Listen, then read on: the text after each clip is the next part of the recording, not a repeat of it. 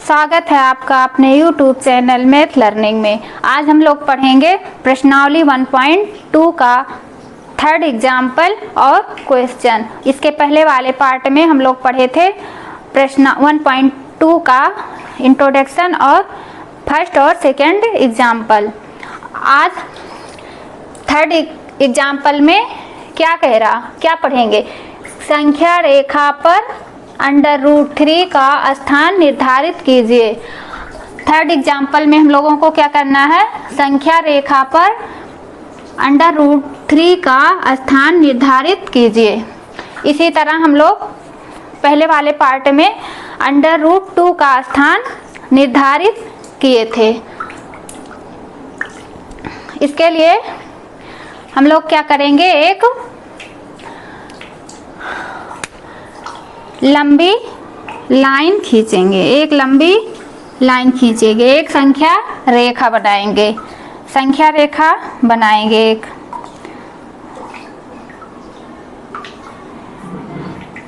0 और 1 और 2। इसी संख्या रेखा पर हम लोगों को क्या करना है? √3 का स्थान निर्धारित करना है। तो इसको करने के लिए हम लोग क्या करेंगे? एक प्रकार की सहायता से सॉल्व करेंगे। इसको एक प्रकार की सहायता से सॉल्व करेंगे। तो एक इससे क्या करेंगे? 0 पे रख के क्या करेंगे? एक चाप लगाएंगे, संख्या रेखा पर एक चाप लगाएंगे। इसी चाप के से इसकी और इसकी कितनी? 1 इकाई दूरी है। इसकी कितनी दूरी पर है? 1 इकाई दूरी पर। और इसी से फिर हम क्या करेंगे? एक चाप का निशान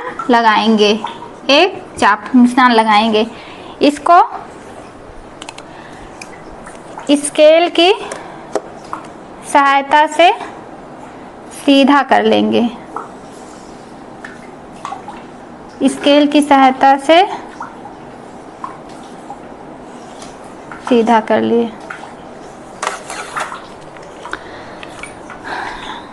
इसकी क्या है? संख्या रेखा से और लंब की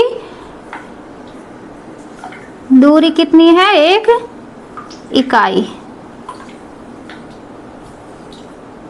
लंब की ऊंचाई कितनी है? 1 इकाई। और इसकी भी क्या है? 1 इकाई। ये क्या है? ये आधार और ये लंब। अब इसी से एक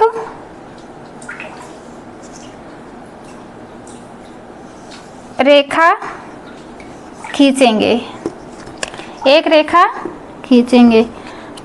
इसको क्या मानेंगे? A और इसे B और इसे C, ABC।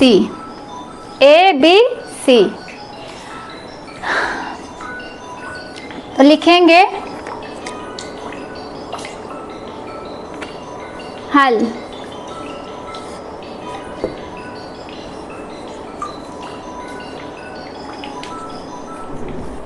समकोण त्रिभुज ABC में, समकोण त्रिभुज ABC में हम लोगों को क्या पता है? मालूम है A और B की लंबाई कितनी है? 1 इकाई। A और B के बीच की दूरी कितनी है? 1 इकाई। और B और C के बीच की दूरी कितनी है? 1 इकाई। मालूम क्या करना है हम लोगों को? क्या निकालना है? A और C के बीच की दूरी निकालना है। तो इसको करने के लिए क्या करेंगे? AC स्क्वायर बराबर AB का स्क्वायर प्लस B और C का स्क्वायर। A सी का वर्ग प्लस ए बी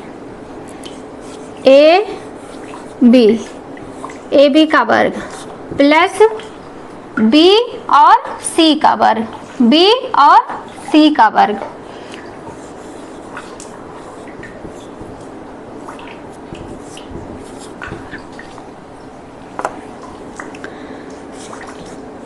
अब ए सी का वर्ग, ए बी की दूरी कितनी है?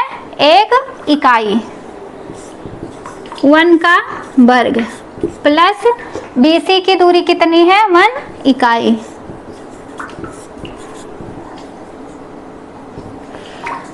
अब ए सी का वर्ग इक्वल टू 1 का वर्ग करेंगे तो क्या होगा? 1 का वर्ग 1 स्क्वायर 1 ही होता है, 1 का स्क्वायर 1 प्लस 1 का स्क्वायर 1। अब ए सी का स्क्वायर 1 जोड़ेंगे कितना हो गया? 2। 1 जोड़ेंगे तो कितना हो गया? 2। अब ए सी बराबर 2।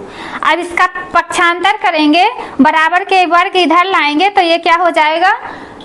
ए सी का वर्ग इधर लाएंगे, बराबर के पक्षांतर करेंगे वर्ग को तो ये क्या हो जाएगा? √2 लग जाएगा, √2 लग जाएगा। अब ए सी का मान क्या हो गया? ए सी का मान ए सी का मान कितना निकल के आया? √2।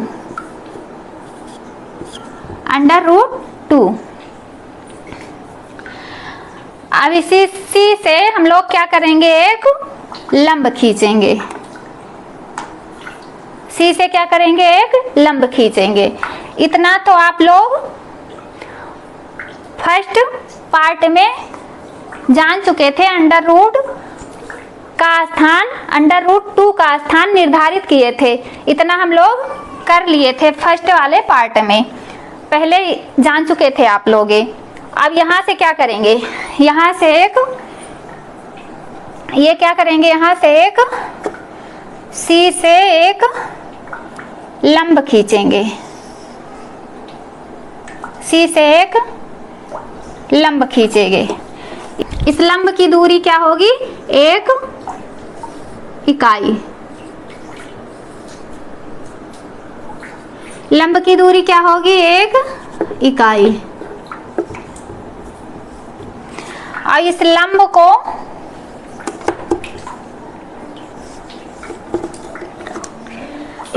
को ए से क्या करेंगे?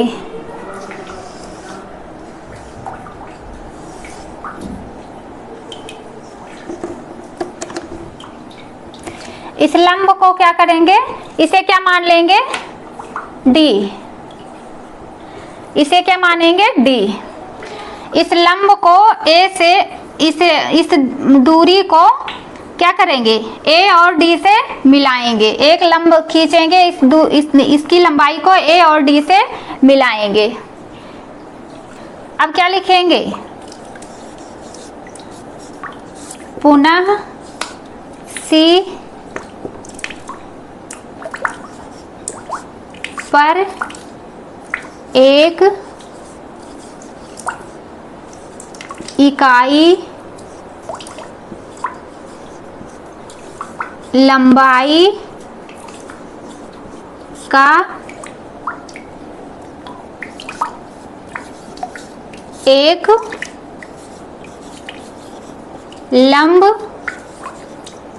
एक लंब पुनः सी पर एक इकाई लंबाई का, पुनः सी पर एक इकाई लंबाई का एक लंब क्या खींचा? सी डी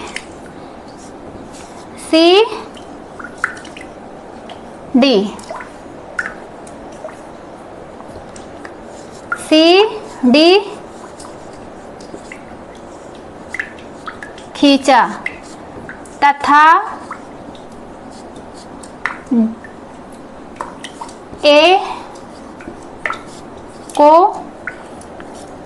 डी से मिलाया। ए को डी से मिलाया,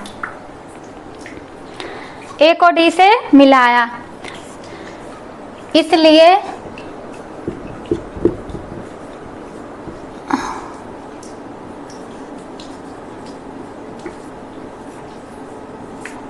समकोण त्रिभुज, इसलिए समकोण त्रिभुज ए सी डी, ए सी डी, ए सी डी, ए सी डी, ए सी डी में अब फिर क्या करना है, सेम इसी तरह हम लोगों को करना है।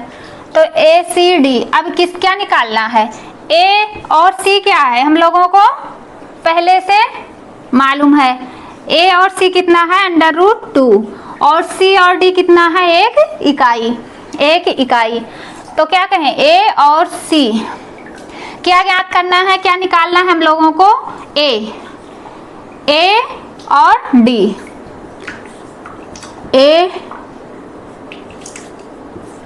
डी का वर्ग इक्वल टू क्या करना है, ए सी का वर्ग, ए सी का वर्ग प्लस सी डी का वर्ग।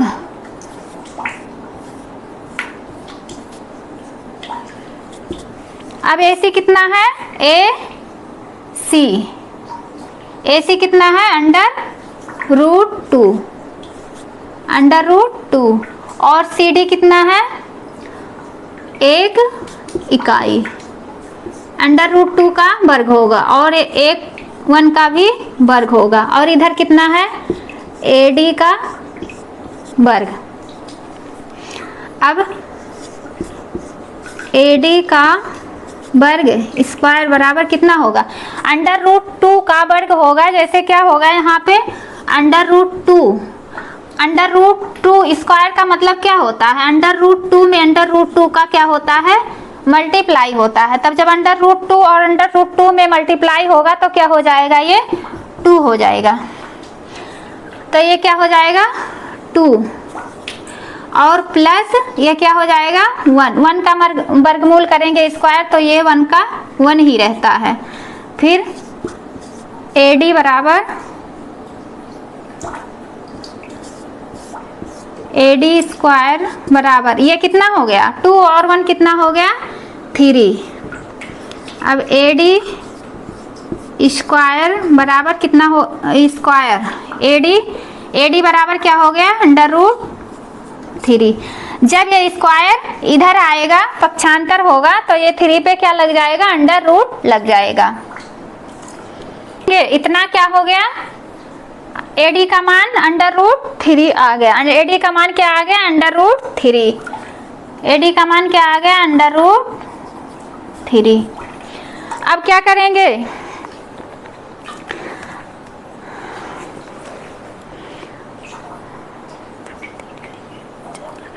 अब क्या करेंगे, इसका यहाँ से आप लोग कॉपी में बनाना, तो इसके मैं इसमें बड़ा बना दी हूँ, तो थोड़ा बनाने में इसमें प्रॉब्लम हो रही है। तो यहाँ से क्या करेंगे, यहाँ से एक चाप लगाएंगे, यहाँ से एक चाप ऐसे यहाँ यम बिंदु पर प्रतिच्छेदित करेगी, ये ऐसे। यहाँ पे क्या करेंगे, AC इतना दूरी लेंगे, AC बराबर AD बराबर √3 से क्या करेंगे, चाप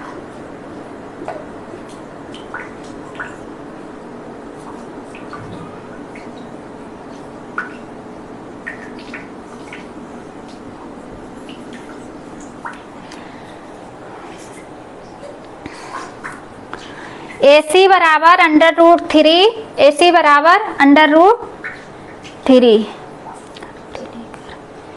AC AD AD बराबर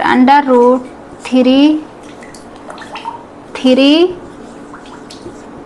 का दूरी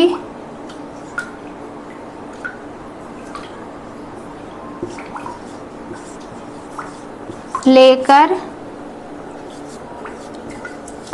एक चाप लगाया जो संख्या रेखा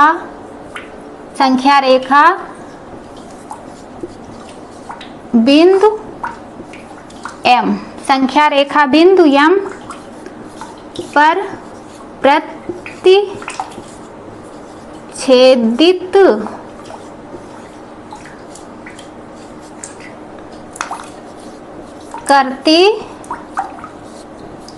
प्रतिच्छेदित करती है। अतः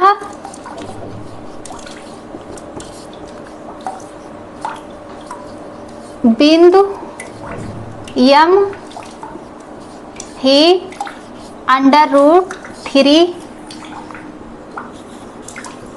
का मान √3 का स्थान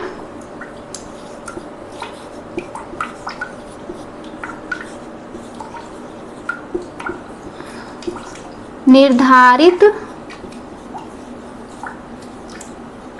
करती है, निर्धारित करता है। अब एक्सरसाइज 1.2 का फर्स्ट क्वेश्चन है। इसके पहले तो हम लोग क्या एग्जाम्पल कर रहे थे, फर्स्ट सेकंड थर्ड एग्जाम्पल किए हैं और इंट्रोडक्शन किए हैं, और प्रश्नावली 1.2 का ये क्वेश्चन है नीचे दिए गए कथन सत्य हैं या असत्य कारण के साथ अपने उत्तर दीजिए।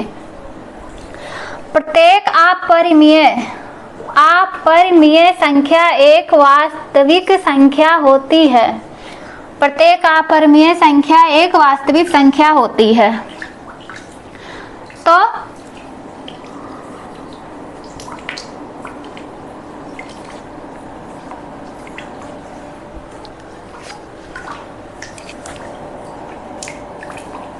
हल है सत्य। क्या है? सत्य। प्रत्येक अपरिमेय संख्या एक वास्तविक संख्या होती है। क्या है? सत्य। क्योंकि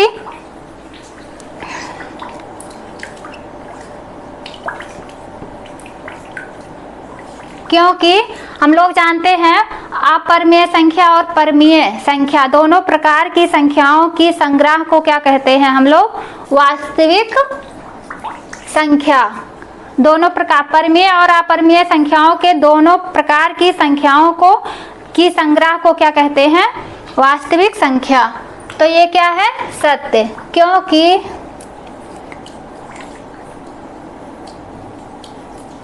परिमेय तथा अपरिमेय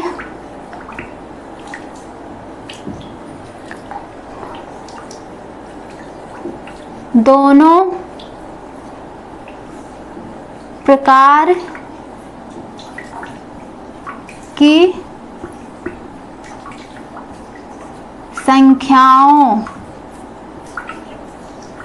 संख्याओं के संग्रह को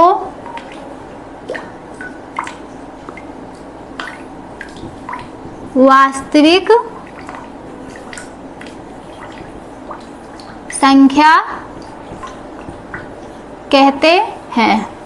क्योंकि परिमेय तथा अपरिमेय दोनों प्रकार की संख्याओं के संग्रह को वास्तविक संख्या कहते हैं। प्रत्येक अपरिमेय संख्या एक वास्तविक संख्या होती है। तो ये क्या है? सत्य है। क्योंकि परिमेय तथा अपरिमेय दोनों प्रकार की संख्याओं के संग्रह को वास्तविक संख्या कहते हैं। और सेकंड क्या है? संख्या रेखा का प्रत्येक बिंदु √m के रूप का होता है, जहां m एक प्राकृतिक संख्या है। तो संख्या रेखा हम लोग बनाएंगे। और यहाँ देखिए 0, 1 और 2 3। ये क्या है, बराबर बराबर दूरी पर ये संख्याएं होती हैं। इधर -1 और -2 और -3। अब ये कह रहा है अंडर रूट के रूप का होता है जहां m एक प्राकृतिक संख्या है। तो अंडर रूट, ये इधर की संख्याएं क्या हैं, प्लस में। अब इधर की अंडर रूट 1 का वर्गमूल 1 का है, अंडर रूट 1 का वर्गमूल अंडर रूट 1 है। और अंडर रूट 4 का वर्गमूल क्या है, 2। और 9 का वर्गमूल क्या है, 3। इधर की संख्याएं क्या है, प्लस में, और इधर की क्या है, माइनस में। तो माइनस संख्याओं का ऋणात्मक इधर का है, धनात्मक इधर का क्या है, ऋणात्मक। तो ऋणात्मक संख्याओं का वर्गमूल ये किसी भी संख्या का वर्गमूल नहीं है, क्योंकि ये ऋणात्मक में है। तो ये क्या है, ये असत्य है। इधर की वर्गमूल ये तो क्या है, ये धनात्मक में है, ये ऋणात्मक में है। तो संख्या रेखा में क्या होती हैं, धनात्मक और ऋणात्मक दोनों संख्याएं होती हैं।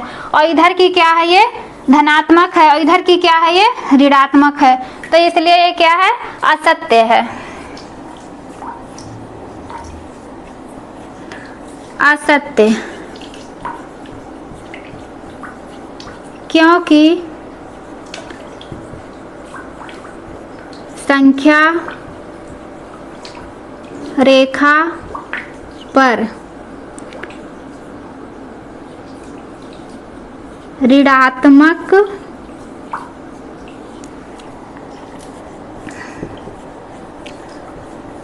संख्याएं भी होती हैं।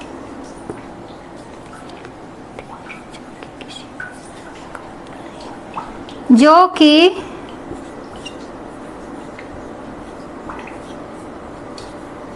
किसी भी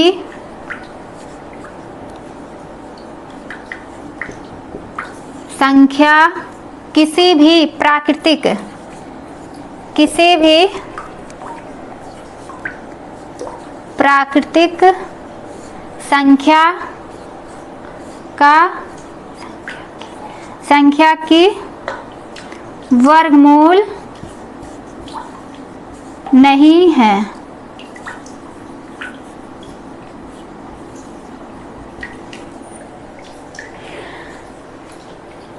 ये क्या कह रहा है, प्रत्येक संख्या रेखा का प्रत्येक बिंदु अंडर रूट m के रूप का होता है जहां m एक प्राकृतिक संख्या है।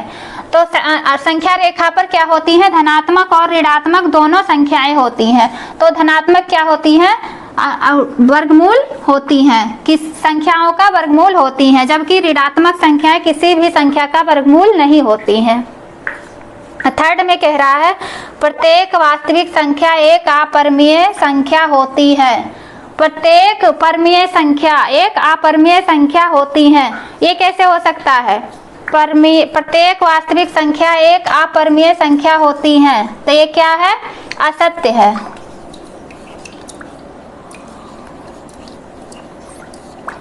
असत्य है, प्रत्येक वास्तविक संख्या एक अपरिमेय संख्या होती है। तो प्रत्येक वास्तविक संख्या में परिमेय और अपरिमेय दोनों मिला के वास्तविक संख्याएं बनती हैं, और इसमें क्या कह रहा है, अपरिमेय संख्या वास्तविक होती है। तो क्या है, असत्य। क्योंकि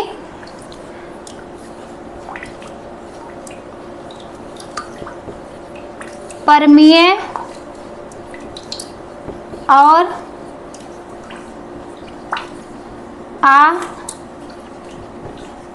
अपरिमेय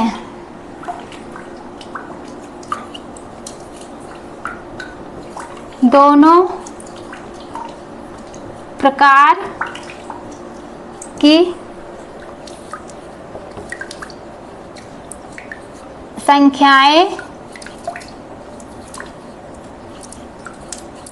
वास्तविक संख्या होती है। अब इस एक्सरसाइज में 1.2 में हम लोग यहीं तक आज का वीडियो समाप्त करते हैं। अब अगले वीडियो में हम लोग और सेकंड क्वेश्चन को करेंगे।